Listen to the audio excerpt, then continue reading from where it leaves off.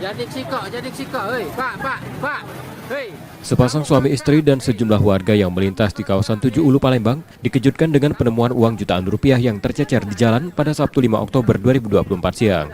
Dalam sebuah video yang direkam warga, terlihat salah satu pejalan kaki berusaha mengambil uang tersebut dan berencana untuk kabur.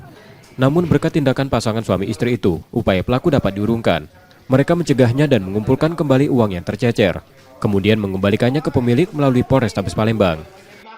Pas kami punguti, ya ada yang ambil kan, jangan, nanti balik ke kami, kita nak diambil, nanti balik ke kami balik ke sini. Berapa jumlah duit itu? Kalau yang tadi itu pas dihitung 3.445.000. 25.000. Ya. Nah, kenapa kita punya inisiatif untuk mengembalikan uang itu? Ya uang itu punya uang deh.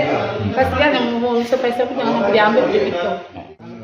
Tak lama pemilik uang yang hilang setelah dihubungi kepolisian datang untuk mengambil kembali uangnya. Identitas pemilik berhasil diketahui setelah petugas menemukan kartu identitas di dalam koper yang tertinggal bersama uang tersebut. 3, 2, 1. Nah, setelah sampai rumah, orang rumahnya bertanya dia, Pak, mana dompet sama uang tadi katanya yang ditarik. Nah, jadi pas dicek nggak ada, Pak, dari dompetnya, dari kantong, campak di jalan kan. Terima kasih banyak untuk yang telah menemukan uang saya. Cuman Allah yang bisa, yang dapat memberikan rezeki dan Tindakan pasangan ini pun menuai pujian dari masyarakat dan setelah viral di media sosial. Yudi Kiswanto, Kompas TV, Palembang, Sumatera Selatan.